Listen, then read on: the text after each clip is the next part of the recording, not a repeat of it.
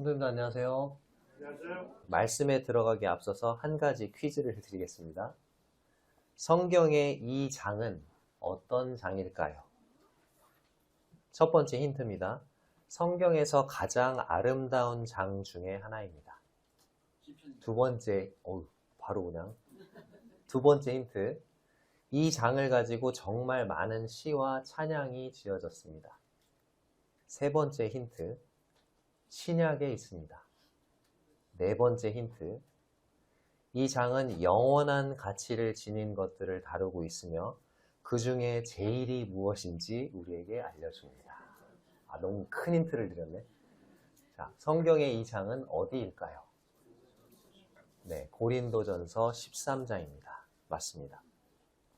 고린도전서 13장은 우리에게 사랑장이라고 알려져 있죠.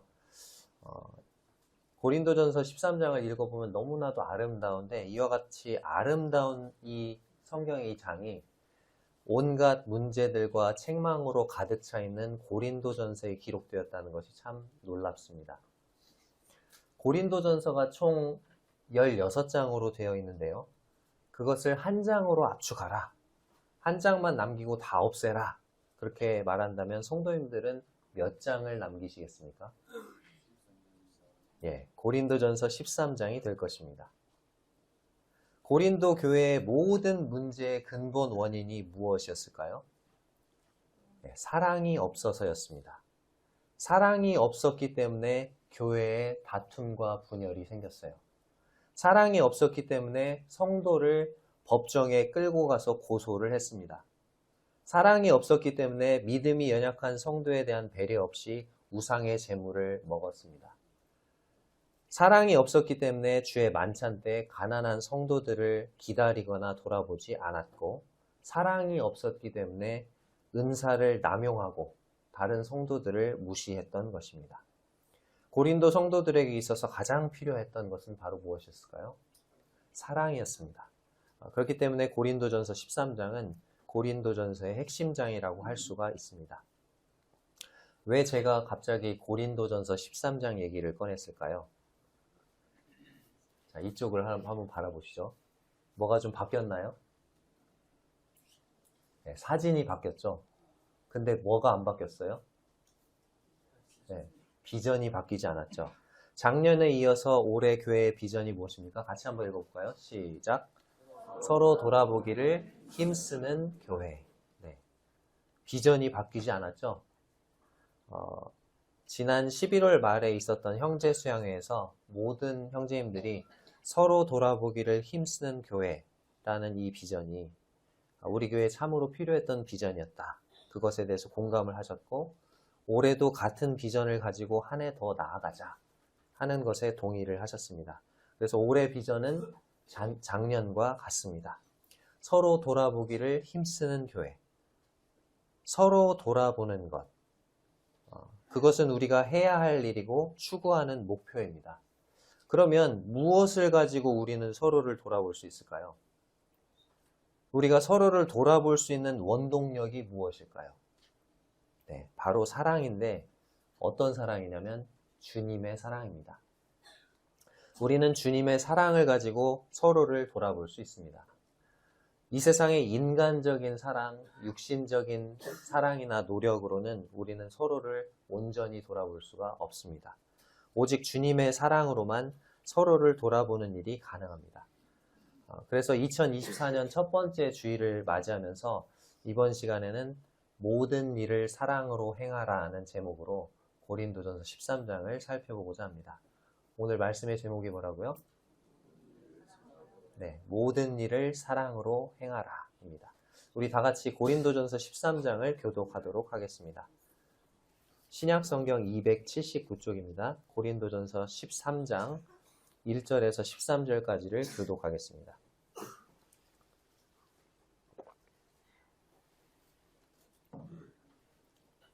고린도전서 13장 1절에서 13절까지 교독하겠습니다. 제가 먼저 읽겠습니다. 내가 사람의 방언과 천사의 말을 할지라도 사랑이 없으면 소리나는 구리와 울리는 꽹과리가 되고, 내가 예언하는 능력이 있어 모든 비밀과 모든 지식을 알고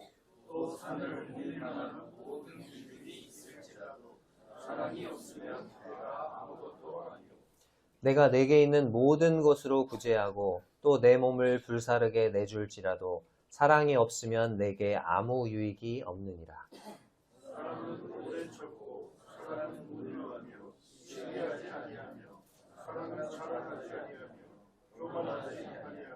무례히 행하지 아니하며 자기의 유익을 구하지 아니하며 성내지 아니하며 악한 것을 생각하지 아니하며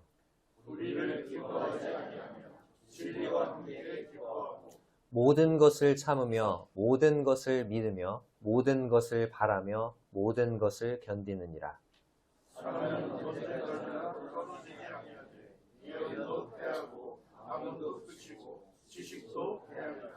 우리는 부분적으로 알고 부분적으로 예언하니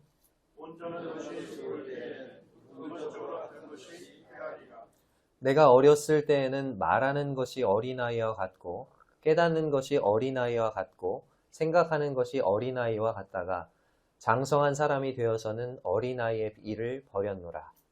우리가 지금은 거울로 보는 것 같이 희미하나 그때는 얼굴과 얼굴을 대하여 볼 것이요 지금은 내가 부분적으로 아나 그때는 주께서 나를 아실 것 같이 내가 온전히 알리라.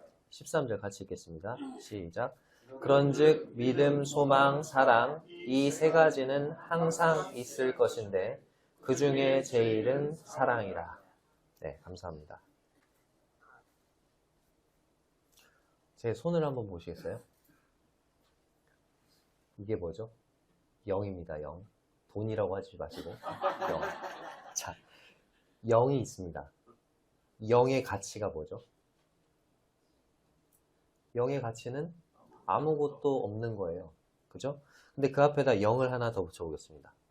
이건 지금 어떻습니까? 값이 얼마죠? 0. 계속 0이죠? 거기다 0을 하나 더 붙여볼게요. 손이 없어가지고. 0이 3개입니다. 얼마죠? 0이에요. 하나 더 붙여볼게요. 하나 더 붙여볼게요. 0이죠. 0이 5개나 있는데도요. 다 0이에요.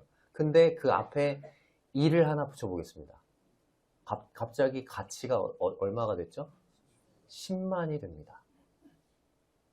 그리고 이 1의 숫자를 9로 높이면요. 얼마가 되죠? 90만이 되죠. 여기 제가 방금 말했던 이 0들이 뭘까요?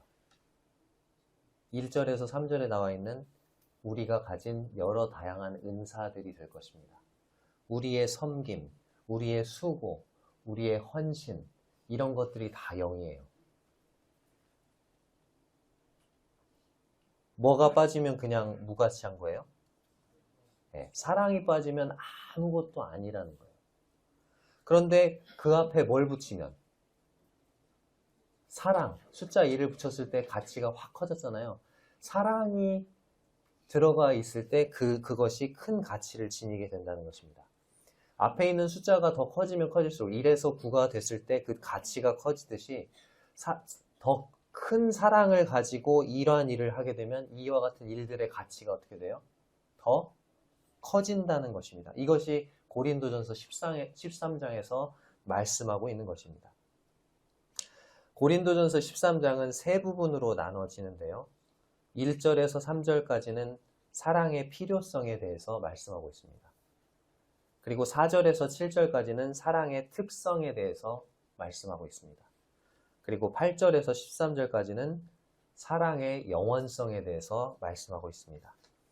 먼저 사랑의 필요성을 다루고 있는 1절에서 3절까지를 살펴보겠습니다. 1절에서 3절을 제가 한번 쭉 읽어볼 텐데요. 여기 계속 반복되는 말이 있어요. 그 반복되는 말이 뭔지 한번 찾아보세요. 1절에서 3절까지. 내가 사람의 방언과 천사의 말을 할지라도 사랑이 없으면 소리나는 구리와 울리는 꽹과리가 되고 내가 예언하는 능력이 있어 모든 비밀과 모든 지식을 알고 또 산을 옮길 만한 모든 믿음이 있을지라도 사랑이 없으면 내가 아무것도 아니요. 내가 내게 있는 모든 것으로 구제하고 또 내 몸을 불사르게 내줄지라도 사랑이 없으면 내게 아무 유익이 없느니라. 자, 계속 반복되는 1절과 2절과 3절에 계속 나오는 말이 있죠. 뭐죠? 네, 사랑이 없으면. 여기 지금 1절에서 3절까지 여러 가지 은사, 대표적인 은사들이 나옵니다. 1절에는 무슨 은사가 나와요?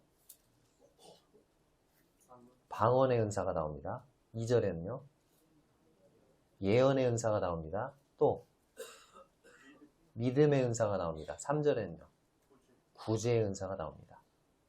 마지막으로 은사는 아니지만 몸을 불사르게 내주는 순교가 나오죠. 자, 근데 이와 같은 여러 가지 은사들을 활용함에 있어서 뭐가 없으면 안 된다는 거예요? 사랑이 없으면 안 된다. 사랑이 꼭 필요하다. 즉 사랑의 필요성에 대해서 말하고 있습니다. 먼저 1절에서 방언의 은사에 대해 이야기를 하고 있는데요. 내가 사람의 방언과 천사의 말을 할지라도, 여기 나와 있는 이 방언이란 말이 다른 번역 성경에는 방언들로 나옵니다. 방언들. 여러 가지 외국어들을 말하는 거죠. 모국어 말고 다른 언어를 하나만 할 줄 알아도 좋겠는데 몇 개 국어를 할 줄 안다. 얼마나 좋겠어요. 근데 거기다가 또 누구의 말을 해요? 천사의 말을 해요. 천사가 말하는 것처럼 말을 해요. 천사가 말하는 것처럼 능력 있는 말을 한다. 얼마나 대단하겠어요? 그러면 좋겠죠. 여러 가지 외국어들을 할 줄 알고 천사의 말처럼 능력 있는, 뭔가 말을 하면 막 위험이 있는 그런 말을 할 줄 안다면 얼마나 좋겠습니까? 근데 그렇게 능력 있는 말을 해도요, 그것은 소리나는 구리와 울리는 꽹과리와 같은 소음에 지나지 않는다. 뭐가 없을 때? 사랑이 없을 때. 아무리 말을 잘해도 그 말에 사랑이 빠져 있다? 그 말은 시끄러운 소음에 불과하다. 하나님이 그렇게 말씀하고 계세요. 2절에 보면 예언의 은사가 나옵니다. 여기 보니까 예언하는 능력이 있어서 모든 비밀과 모든 지식을 알고. 야, 그렇다면 얼마나 좋겠어요. 예언하는 능력이 있어서 모든 비밀과 모든 지식을 안대요. 말씀 준비할 때 얼마나 좋을까요? 성경 강에서나 주석을 쌓아놓고 공부할 필요가 없을 거예요. 말씀 준비하는데 별로 어렵지 않을 것입니다. 어떤 형제님들은 말씀 준비하는데 소화불량에 뭐 일주일씩 걸리고 그러시는데 저를 포함해서 그럴 필요가 없겠죠. 누가 성경 난해 구절을 물어보면 이 구절은 이런 뜻입니다. 쫙 풀어주는 거죠. 그렇게 성경에 대한 해박한 지식이 있다면 성도님들이 정말 대단해, 놀라고 우러러 보겠죠. 그런데 아무리 성경 지식이 해박해도 뭐가 없으면요? 네, 사랑이 없으면 그것은 아무것도 아니다. 그 가치가 0이다. 말씀하고 있는 것입니다. 그 다음에 이제 믿음의 은사에 대해서 말하고 있습니다. 자, 근데 어떤 믿음을 가지고 있어요? 네, 산을 옮길 만한 모든 믿음. 컵 하나도 옮기기 힘든데 산을 옮긴대요. 산을 옮길 만한 모든 믿음. 믿음으로 놀라운 기적과 같은 일을 행하는 은사죠. 마치 우리 조지 뮬러 형제님처럼 어떻게 그런 믿음을 가질 수 있을까? 어떻게 그렇게 놀라운 일을 할 수가 있을까? 저 형제님의 믿음은 정말 대단해. 성도님들이 놀라고 칭찬하고 우러러 볼 것입니다. 그런데 사랑이 없으면 아무리 놀라운 기적과 같은 일을 행하는 믿음이 있을지라도 아무것도 아니라는 것입니다. 아무리 뛰어난 예언의 은사, 믿음의 은사를 가지고 있어서 사람들이 대단하다고 여길지라도 사랑이 없다면 하나님은 아무것도 아니다. 그렇게 말씀하고 계십니다. 3절에 또 다른 은사가 나오죠. 구제의 은사가 나옵니다. 3절에 나와 있는 이 구제의 은사는 남을 불쌍히 여기는 마음으로 자신의 소유를 가지고 다른 사람들을 구제하는 일을 하는 은사입니다. 이 구제의 은사에 있어서 최고의 경지가 뭘까요? 구제의 은사는 자기가 가진 돈, 소유를 가지고 다른 사람들을 불쌍히 여기고 도와주는 거거든요. 근데 이 구제의 은사에 있어서 최고의 경지. 자기의 모든 소유를 다 팔아서, 자기의 전 재산을 팔아서 가난한 자들을 구제하는 것일 것입니다. 만일 우리 중에 그런 사람이 있다면 성도들이 그 모습을 보고 어떻게 생각할까요? 어떻게 저렇게 할 수 있을까? 정말 사랑이 많구나. 그렇게 생각하겠죠? 그러나 사랑이 없이도 남에게 보이기 위해서 그렇게 할 수도 있다는 거죠. 사도행전 5장에 나오는 아나니아와 삽비라가 그러했습니다. 이 부부는 남들에게 인정을 받고 싶었어요. 그래서 자기들이 가지고 있는 땅을 팔았습니다. 그리고 그중 일부를 어떻게 했어요? 감췄어요. 그리고 나머지 일부를 드리면서 교회 앞에 우리가 땅 판 값 전부를 드립니다. 그러면서 땅 판 값 전부로 가난한 자들을 구제하는 척 했습니다. 그래도 자신들의 재산 일부를, 상당한 부분을 구제하는 데 드렸으니까 하나님이 받으셨을까요? 아닙니다. 사랑이 없는 그 구제 행위를 하나님은 무가치한 것으로 여기셨고 받지 않으셨습니다. 마지막으로 순교에 대해 말하고 있습니다. 내 몸을 어떻게 한다고요? 불사르게 내줄지라도.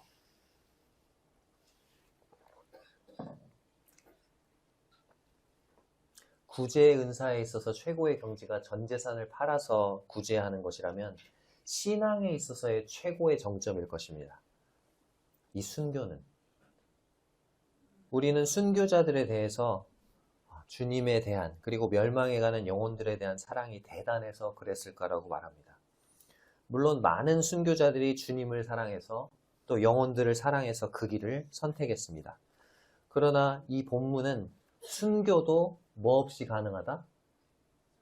사랑 없이 가능하다고 말하고 있는 거예요. 그냥 의무감에서 남들도 하니까 선교를 나갈 수도 있고, 남들도 하니까 또는 다른 사람들에게 인정받거나 기억되고 싶어서 순교할 수도 있다는 것입니다. 그러나 사랑에서 비롯되지 않은 순교는 내게 아무 뭐가 없다고요? 유익이 없다고 말씀하고 있습니다. 여기에 잠깐 손을 놓고 히브리서 6장 10절을 찾아보겠습니다. 같이 한번 읽어보겠습니다. 시작. 하나님은 불의하지 아니하사 너희 행위와 그의 이름을 위하여 나타낸 사랑으로 이미 성도를 섬긴 것과 이제도 섬기고 있는 것을 잊어버리지 아니하시느니라. 자, 이 말씀을 읽어볼 때 하나님이 뭐 하지 않으신대요? 잊어버리지 않으신대요. 뭐를요? 성도를 섬긴 것과 이제도 섬기고 있는 것. 즉 하나님이 우리의 섬김을 잊어버리지 않으시고 보상해 주신다는 약속이 나와 있죠. 근데 여기에 두 가지 조건이 있습니다. 첫 번째, 섬김의 동기가 누구의 이름을 위하여 한 섬김이어야 돼요? 그의 이름을 위하여. 즉 하나님의 이름을 위한 섬김을 기억해 주시겠다는 거죠.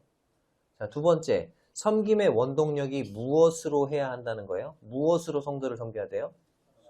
사랑으로 섬겨야 된다. 섬김의 원동력이 사랑이어야 한다는 것입니다.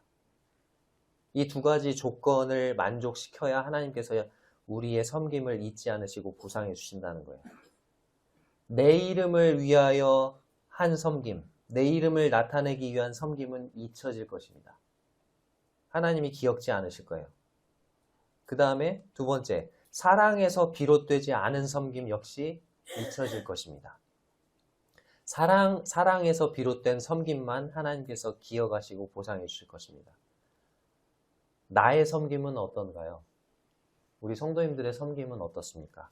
하나님의 이름을 드러내기 위한 섬김입니까? 아니면 내 이름을 드러내기 위한 섬김입니까? 성도님들은 왜 은사를 활용하고 계십니까?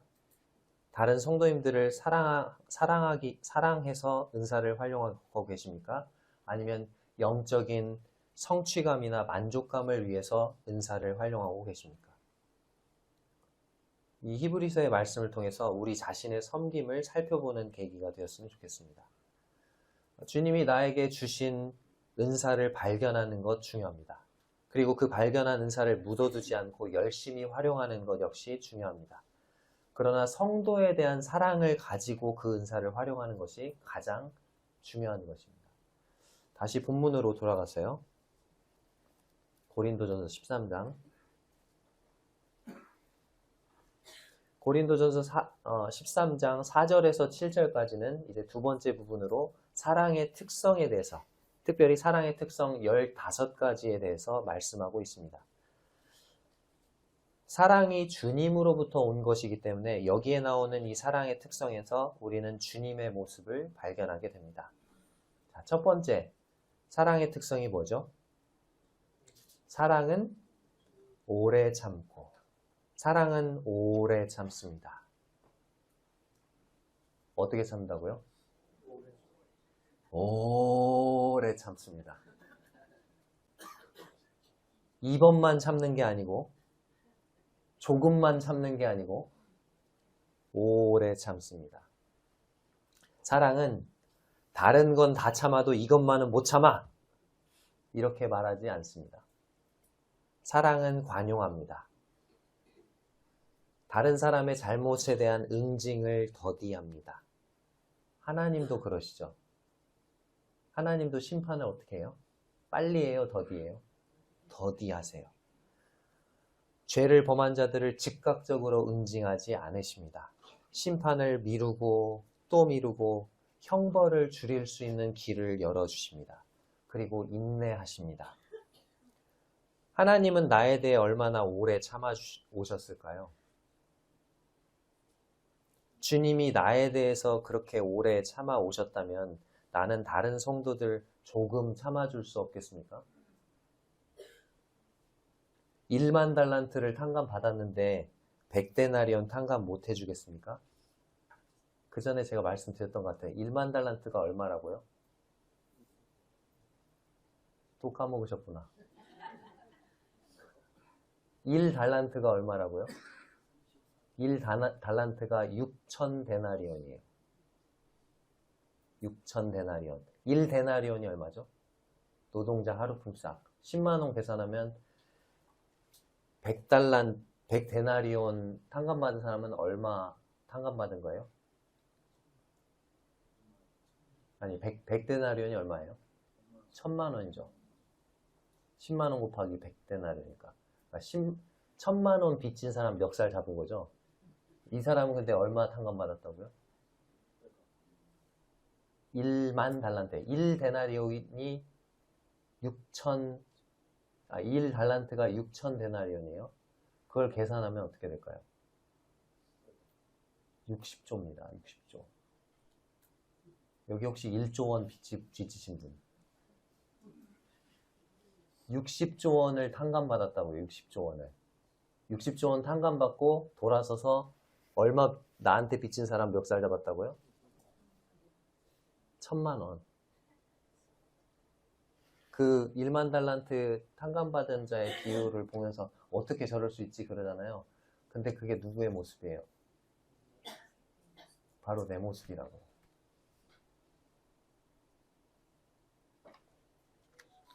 자, 두 번째, 사랑의 특성 두 번째가 뭡니까? 사랑은 온유합니다. 오래 참음이 시간에 초점이 맞춰져 있다면 온유는 다른 사람을 대하는 태도와 관련이 있습니다. 사랑은 부드럽고 친절합니다. 그러나 때로 선을 위해 신중하게 책망하기도 합니다. 사도 바울이 친절하면서도 때로는 단호하게 고린도 성도들을 대하는 모습에서 그의 온유한 모습을 볼 수 있습니다. 우리 주님의 온유는 어떻습니까? 주님은 나를 충분히 강하게, 거칠게 다루실 수 있는데 온유하게, 부드럽게 대해주세요. 그렇다면 나도 다른 성도들을 온유하게, 부드럽게 대해줘야 되겠죠. 자, 세 번째 특성이 뭡니까? 사랑은 시기하지 않습니다. 상대방이 가진 것에 대한 흠모와 기대는 괜찮습니다. 그러나 상대방이 가진 것에 대해서 적개심을 갖는 순간 그것은 시기와 질투가 됩니다. 사울은 다윗을 평생 시기해서 자신의 인생을 허비했고 자신의 인생을 파멸로 이끌었습니다. 상대방이 가진 것에 대해서 시기하기가 가장 어려운 관계가 어떤 관계일까요? 이 사람은 나보다 더 나은 것을 가지는데도 시기하는 마음이 안 들어. 더 오히려 뿌듯해. 어떤 관계죠? 네, 부모 자식 간이죠. 부모는 자식이 가진 것에 대해 결코 시기하지 않습니다. 오히려 더 나은 것, 더 많은 것을 갖기를 바랍니다. 근데 그 마음이 바로 우리 주님이 우리를 향해 품고 계시는 마음이에요. 우리가 더 잘 되기를, 더 많은 것을, 더 좋은 것을 갖기를 원하시거든요. 우리도 다른 성도들에 대해서 그런 마음을 품어야 되겠죠. 그렇지 않습니까? 성도가 더 잘 되면, 나보다 더 잘 되면 더 기뻐해주고, 배 아픈 건 세상 사람들이나 하는 거예요. 우리는 배가 아프면 안 돼요. 소화가 잘 돼야 돼요. 아우 기쁘다. 배 아프면 안 돼요. 큰일 납니다. 네 번째 사랑의 특성이 뭡니까? 사랑은 자랑하지 않습니다. 사랑은 자기를 드러내고 주목받기보다는 남을 높이며 칭찬합니다. 주님은 결코 자기를 드러내거나 자랑하는 분이 아니셨어요. 사람들에게 지나치게 인기가 높아진다? 그러면 오히려 한적한 곳으로 물러가셨던 분이셨어요. 주님은 자기가 한 일을 자랑하는 분이 아니셨어요. 다만 아버지 하나님의 뜻을 따라 행하셨고 항상 아버지를 높이셨어요. 우리도 그래야 되겠죠. 다섯 번째 사랑의 특성은 뭡니까? 사랑은 교만하지 않습니다. 교만하다는 말의 원어적 의미는 부풀린다는 말이에요. 교만은 자기 자신을 부풀려 생각하는 것입니다. 그러나 사랑은 자신을 부풀리는 대신 겸손하죠. 사랑은 누가 크냐고 서로 다투는 대신 수건을 두르고 다른 사람들의 발을 씻기는 편을 택합니다. 교만이라는 말은 하나님께는 적용조차 할 수도 없는 단어입니다. 하나님이 자기 자신을 어떻게 부풀려서 생각할 수 있겠어요? 없죠. 하나님 자신이 이미 충만하신 분이신데 어떻게 그 이상 부풀릴 수가 있겠어요? 그런데 주님은 자기 자신을 부풀리는 대신 자기 자신을 비우셨습니다. 그리고 종의 형체를 가지셨고 사람의 모양으로 나타나셨습니다. 그리고 십자가에 죽기까지 순종하셨습니다. 하나님이신 그분이 교만하지 않으셨는데 어찌 감히 내가 교만할 수 있겠어요? 여섯 번째 사랑의 특성이 무엇입니까? 5절에 나오죠. 사랑은 무례히 행하지 않습니다. 사랑은 예의 바르고 남을 배려해 줍니다. 다른 사람의 생각이나 의견의 차이에 대해서 존중해주고 무시하지 않습니다. 중국 선교사였던 허드슨 테일러가 중국의 문화를 존중하고 그들의 복장과 언어를 따랐던 것을 기억하실 것입니다. 우리 주님도 이 땅에 오셨을 때 유대인으로 오셨기 때문에 유대인의 문화와 관습을 존중해 주셨고 그들의 복장과 문화를 따라 주셨습니다. 하나님이셨지만 주님은 그 육신의 부모였던 요셉과 마리아에게 예의 바르게 순종하는 태도를 보이셨어요. 주님이 사람에게 그렇게 하셨다면 우리는 얼마나 더 예의 바르고 남을 배려해야 할까요? 일곱 번째 사랑의 특성이 나와 있습니다. 사랑은 자기의 유익을 구하지 않습니다. 사랑은 자기의 유익이 아닌 다른 사람들의 유익을 구합니다. 사랑은 이기적이지 않죠. 오히려 이타적입니다. 사랑은 나를 앞세우는 대신 남을 앞세웁니다. 주님이 자기의 유익을 구하셨더라면 주님은 십자가에 죽지 않으셨을 거예요. 십자가를 지지 않으셨을 겁니다. 그러나 주님은 자신을 위해서가 아니라 바로 우리를 위해서 십자가에 죽으셨습니다. 우리도 그런 주님의 본을 따라야 할 것입니다. 여덟 번째 사랑의 특성이 나와 있죠. 사랑은 뭐 하지 않습니까? 성내지 않습니다. 사랑은 짜증과 분노를 내야 할 상황에 침착합니다. 보통 언제 화가 나죠? 정당한 대우를 받지 못할 때 화가 납니다. 그러나 주님은 정당하지 못한 대우를 받을 때조차도 화를 내지 않으셨습니다. 묵묵히 그것을 참으셨어요. 우리도 그런 주님의 본을 따라야 합니다. 야고보서 1장 19절과 20절에 이렇게 나와 있습니다. 내 사랑하는 형제들아 너희가 알지니 사람마다 듣기는 속히 하고 말하기는 더디하며 무엇은 더디하라? 네, 성내기도 더디하라. 사람의 성내는 것이 하나님의 의를 이루지 못함이라. 잠언 15장 18절에서는 이렇게 말씀합니다. 노하기를 더디하는 자는 시비를 그치게 하느니라. 사랑의 특성 9번째가 나와 있습니다. 사랑은 무엇을 생각하지 않습니까? 악한 것을 생각하지 않습니다. 사랑은 악한 것을 생각하지 않는다. 이 말이 영어 성경에는 이렇게 나와 있어요. 사랑은 잘못을 장부에 기록하지 않는다. 뭐라고요? 사랑은 잘못을, 다른 사람이 나한테 한 잘못을 어디에 기록하지 않는다고요? 장부에 기록하지 않는다. 우리는 어떤가요? 내 마음의 장부에 다른 사람들의 잘못이 기록되어 있습니까? 그렇다면 그건 사랑이 아니에요.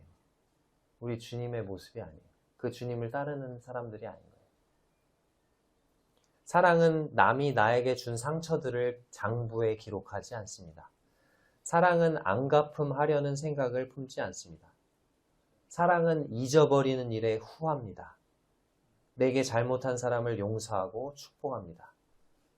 주님은 욕을 당하시되 맞대어 욕하지 아니하시고 고난을 당하시되 위협하지 아니하셨습니다.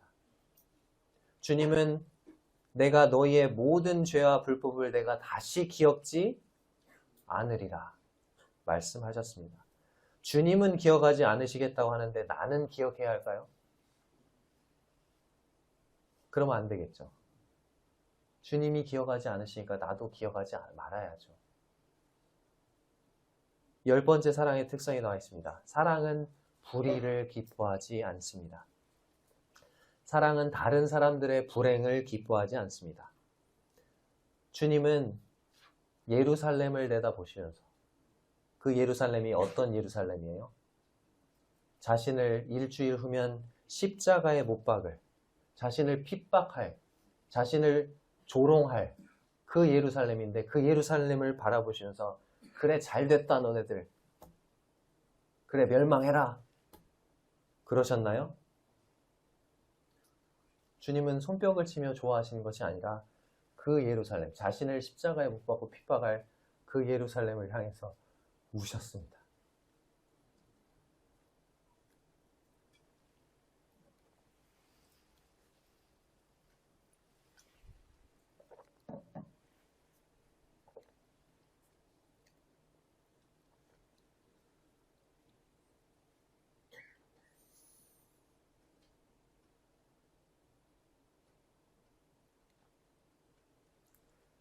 사랑은 내 마음에 별로 들지 않는 그리스도인들이 당한 불행한 일 또는 추한 소문을 듣고 고소해하지 않습니다. 아, 참 고소하다. 그렇게 말하지 않아요. 내가 별로 좋아하지 않는 나라에 일어난 재난으로 많은 사상자가 생긴 것을 보고 기뻐하지 않습니다.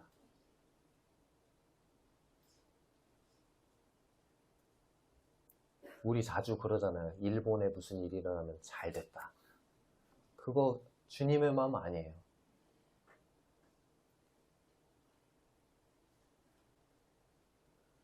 욥기 31장 29절에서 이렇게 말씀하고 있습니다. 욥이 이렇게 말해요. 내가 언제 나를 미워하는 자의 멸망을 기뻐하였으며 그의 재앙 만남을 인하여 기운을 뽐내었던가. 이 욥의 말이 우리의 말이 되기를 바랍니다. 사랑의 특성 11번째가 나옵니다. 사랑은 무엇과 함께 기뻐하죠? 네, 진리와 함께 기뻐합니다. 우리가 진리 안에서 행하는 모습을 보고 주님은 얼마나 기뻐하실까요? 사도 요한도 요한이서와 3서에서 내 자녀들이 진리 안에서 행함다 함을 듣는 것보다 더 즐거움이 없다. 그렇게 말했습니다. 사랑은 진리를 따라 행하는 제자들을 보고 기뻐하는 교사의 마음입니다. 사랑은 진실하게 회개하여 집으로 돌아온 탕자를 보고 기뻐하는 아버지의 마음입니다. 우리가 진정 기뻐해야 할 일은 진리와 함께 기뻐하는 일이에요. 다른 사람의 불행을 기뻐하는 일은 악한 일입니다. 사랑의 특성 12번째가 나와 있습니다. 사랑은 모든 것을 어떻게 한다고요? 참습니다. 여기에 나온 참는다라는 단어는 견딘다라는 의미도 가지고 있고 보호하다, 덮는다는 의미도 가지고 있습니다. 견딘다는 의미가 뒤에 또 나오기 때문에 보호하다, 덮는다의 의미로 생각을 해보면 사랑은 다른 사람들의 죄와 잘못을 들추어내려고 노력하지 않습니다. 상대방을 수치스럽게 하거나 사람들 앞에 공개적으로 폭로하지 않는 방식으로 죄 문제를 다룹니다. 물론 교회가 공적으로 개입해서 범죄한 사람을 모든 사람 앞에서 꾸짖어야 할 때도 있습니다. 그러나 그런 경우를 제외하고 사랑은 늘 다른 이들의 허물을 덮어주고 그들을 보호하고자 하는 경향이 있습니다. 주님이 우리 죄를 어떻게 하셨죠? 주님은 자신의 피로 우리의 죄를 덮어주셨습니다.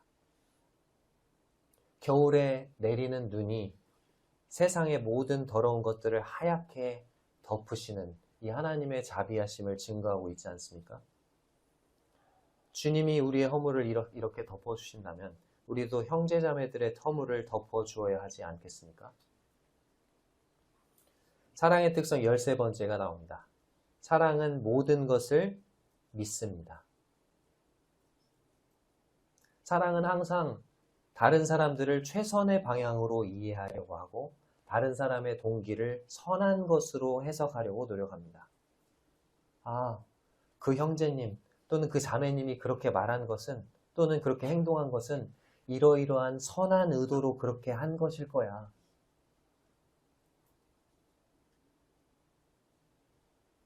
어떤 성도의 동기를 의심하는 대신 사랑은 이렇게 모든 것을 믿습니다.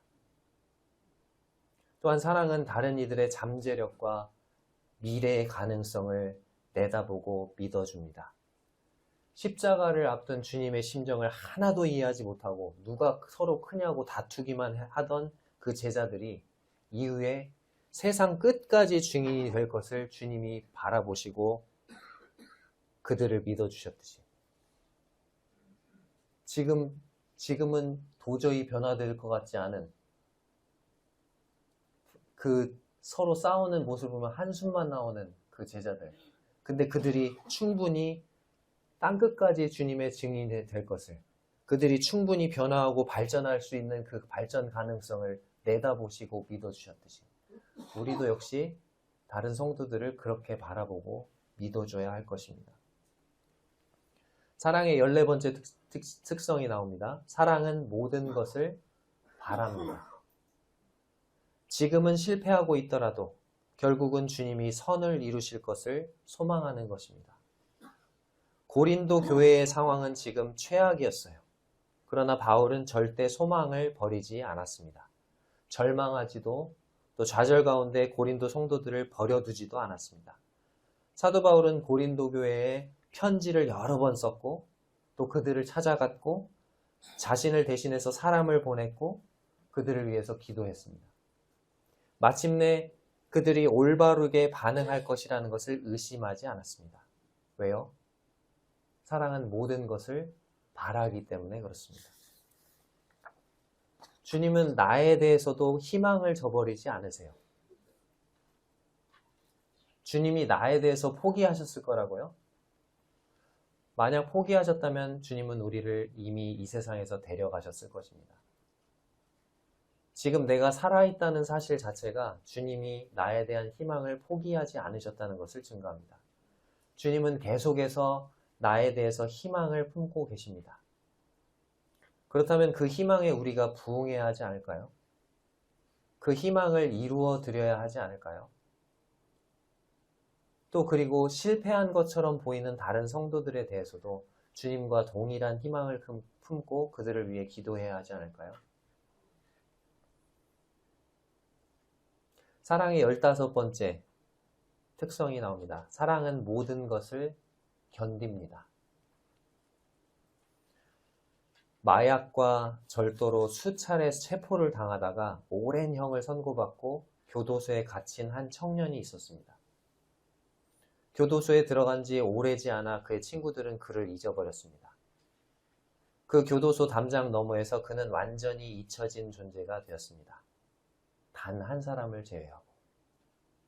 매주 버스를 타고 몇 시간을 걸려서 그 교도소로 그 청년을 찾아오는 한 사람이 있었습니다. 누구였을까요? 바로 그의 어머니였습니다.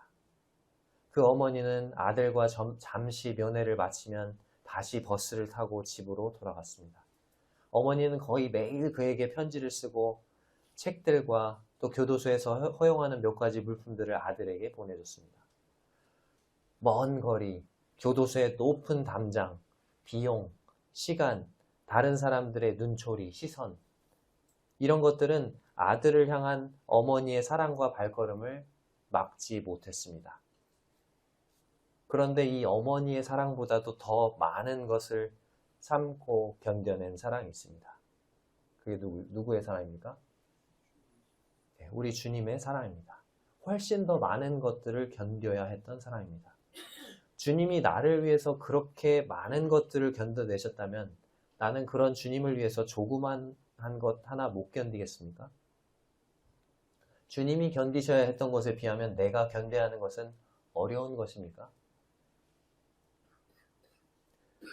사랑의 15가지 특성 중에서 가장 중요하고 두드러진 것이 뭐인 것 같아요?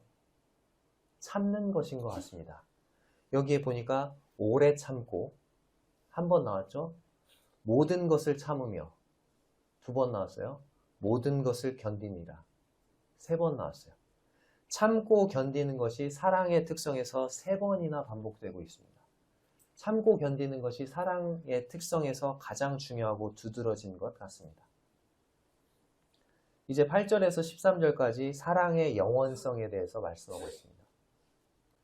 8절, 사랑은 언제까지나 떨어지지 아니하되 예언도 패하고 방언도 그치고 지식도 패하리라. 사랑은 언제까지나 떨어지지 않습니다. 즉 사랑은 영원합니다. 반면에 예언이나 방언이나 지식은 언젠가는 어떻게 된다고요? 패하게 됩니다. 성령의 은사들은 언젠가 필요 없게 되고 사라질 날이 올 것입니다. 성령님께서 교회에 주신 이 은사는 현 세대만을 위한 것입니다. 이 땅에서 성도들을 섬기고 주의 몸된 교회를 세우기 위해서 잠시 주어진 것입니다. 따라서 천국에 가면 은사가 필요 없어질 것입니다. 9절, 우리는 부분적으로 알고 부분적으로 예언하니 어떤 은사도 완전할 수 없습니다. 지식의 은사도 예언의 은사도 부분적일 수밖에 없습니다. 그렇기 때문에 부분적으로 알고 부분적으로 예언한다고 나와 있죠. 10절에서 12절까지는 은사의 특성이 4가지로 정리가 되어 있는데요. 10절에서 12절까지 제가 읽어보겠습니다. 온전한 것이 올 때에는 부분적으로 하던 것이 패하리라. 내가 어렸을 때에는 말하는 것이 어린아이와 같고 깨닫는 것이 어린아이와 같고 생각하는 것이 어린아이와 같다가 장성한 사람이 되어서는 어린아이의 일을 버렸노라. 우리가 지금은 거울로 보는 것 같이 희미하나 그때는 얼굴과 얼굴을 대하여 볼 것이요 지금은 내가 부분적으로 하나 그때는 주께서 나를 아신 것 같이 내가 온전히 알리라. 은사의 특성이 4가지로 나와 있는데 첫 번째 은사의 특성은 일시적인 것이라는 것입니다. 은사는 일시적인 것이다.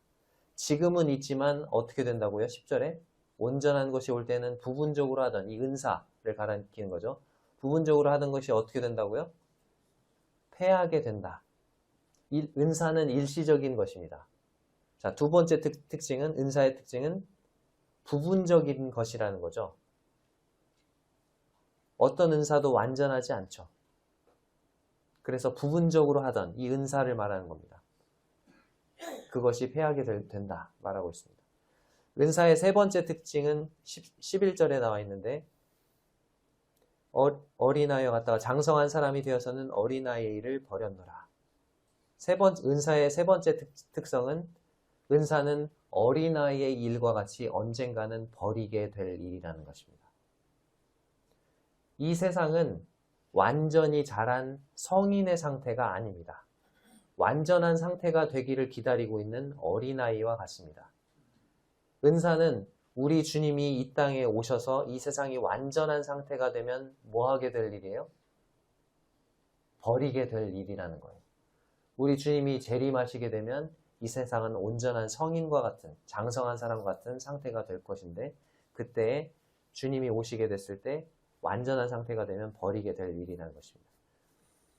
자, 네 번째, 은사의 특성은 12절에 나와 있는 것처럼 거울로 보는 것 같이 희미한 것입니다. 은사는 거울로 보는 것 같이 희미한 것이라는 거예요. 거기에 대해서 반론을 제기할 수 있겠죠. 아니, 거울 보면 분명히 내 얼굴 잘 보이는데. 오늘날 거울은 유리로 만들어져 있죠. 그래서 아주 잘 보입니다. 마치 실제를 보는 것처럼요. 그러나 거울에 뭐 끼면 좀 잘 안 보이잖아요. 수증기 끼고 그러면. 그죠? 근데 사도 바울이 사용했던 당시의 거울은 어떤 거울이었을까요? 유리 거울이었을까요? 네, 청동, 놋거울이었습니다. 성도님들 그 유기로 만든 그릇 있죠? 유기로 만든 그릇 잘 반질반질하게 닦아보신 적 있어요? 꽹과리 같은 거. 반질반질하게 닦으면 이렇게 보면 어떻게 보여요? 얼굴이 살짝 희미하게 보이죠? 그 거울을 말하는 거예요. 사도 바울 당시의 거울은 놋거울이었어요. 그래서 희미하게 얼굴을 비춰서 그렇게 봤던 거예요. 그 당시 여인들 참 애썼어요. 거울도 안 보이는데 그거 보고 화장하려면. 그렇게 희미하게 보였던 것. 그게 바로 은사라는 거예요. 예언과 지식의 은사. 이 말씀을 전하는 이와 같은 은사를 통해서 우리는 주님이 어떤 분이신지, 천국이 어떤 곳인지 마음속에 그려볼 수 있어요. 그런데 분명히 보여요? 희미하게 보여요? 희미하게 보인다는 것입니다. 어떤 장소를 직접 가보는 것과 말로 듣고 마음속에, 머릿속에 그려보는 것과는 큰 차이가 있습니다. 사진을 보는 것과 어떤 사람을 직접, 그 사람을 직접 만나보는 것과는 큰 차이가 있듯이. 은사는 교회에 주신 이 은사들을 통해서 우리는 희미하게 우리 주님과 천국을 그려볼 수 있도록 도와줍니다. 그러나 주님을 다시 뵙게 될 때 우리는 얼굴과 얼굴을 대하여 볼 것이고 주께서 나를 아신 것 같이 나 또한 주님을 온전히 알게 될 것입니다. 이렇게 은사가 일시적이고 부분적이고 어린아이의 일과 같이 언젠가는 버리게 될 일이고 거울로 보는 것 같이 희미한 것이라면 사람들 앞에서 드러나고 주목받는 은사에 목을 맬 필요가 있겠습니까? 없는 것입니다. 남에게 주목받는 은사냐 아니냐 이런 것들은 아무것도 아니에요. 우리가 추구해야 할 것은 영원히 남는 것, 영원히 그 가치가 인정받는 것입니다. 그것이 무엇입니까? 네, 13절에서 그것에 답을 해주고 있죠. 13절 같이 읽겠습니다. 시작. 그런즉 믿음, 소망, 사랑 이 세 가지는 항상 있을 것인데 그 중에 제일은 사랑이라. 믿음, 소망, 사랑. 기독교의 본질입니다.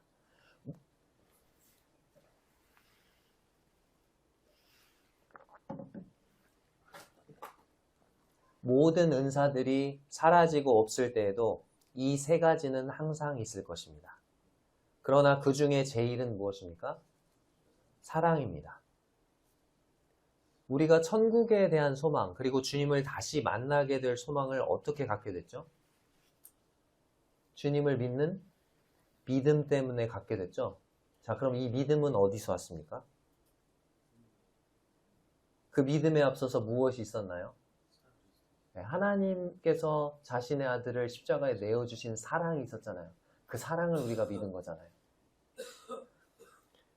하나님께서 먼저 우리를 사랑하셨고 그 다음에 우리의 믿음이 왔고 그 믿음으로 인해서 우리가 소망을 갖게 되었습니다. 따라서 믿음, 소망, 사랑 그 가운데 가장 먼저 있었던 게 뭐예요? 사랑이고요. 그 중에 가장 중요한 건 뭡니까?